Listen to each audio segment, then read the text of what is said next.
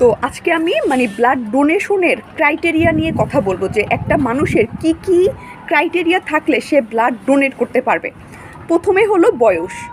একটা মানুষের ছেলে মেয়ে উভয়ের যে কোনো মানুষ তার বয়স যদি 18 থেকে 65 বছরের মধ্যে হয় তাহলে সে ব্লাড ডোনেট করতে পারবে, সে ব্লাড দিতে পারবে। এটা হচ্ছে ক্রাইটেরিয়া নাম্বার 1। 2 নাম্বার ক্রাইটেরিয়া হলো তার ওজন।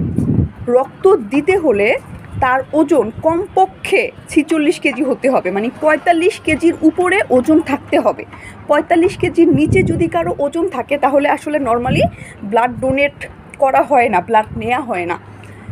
এরপরে 3 নাম্বার হলো যদি আপনি ব্লাড ডোনেট করতে চান তাহলে অবশ্যই আপনার ব্লাডের কী অবস্থা সেটা জানতে হবে, তাই না?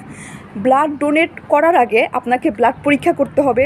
ব্লাড পরীক্ষা করলেই আপনার ওই পরীক্ষার মধ্যেই হিমোগ্লোবিনের পরিমাণটা বের হয়ে আসবে। তো ওই পরীক্ষার মধ্যে আপনার হিমোগ্লোবিনের লেভেল যদি 75%-এর নিচে আসে তাহলে আপনি ব্লাড ডোনেট করতে পারবেন না, কারণ আপনার রক্তেই ঘাটতি আছে। আপনার রক্ত দেওয়ার জন্য আসলে অ্যাপ্রোপ্রিয়েট না আর কি, কম আয়রন লেভেলটা দেওয়ার জন্য উপযুক্ত না। তো আপনার হিমোগ্লোবিন লেভেলটা যদি 75%-এর উপরে থাকে তখনই আপনি ব্লাড ডোনেট করতে পারবেন। আর এটা আপনি ঘরে বসে জানতে পারবেন না, আসলে আপনার যদি অন্যান্য সব ক্রাইটেরিয়া ফিল আপ হয় দেন আপনি হসপিটালে যখন যাবেন যে আমি রক্ত দিব, তখন ডাক্তাররা টেস্ট করে দেখবে যে আপনি ওই ক্রাইটেরিয়াটা আপনার ফুলফিল হচ্ছে কি না।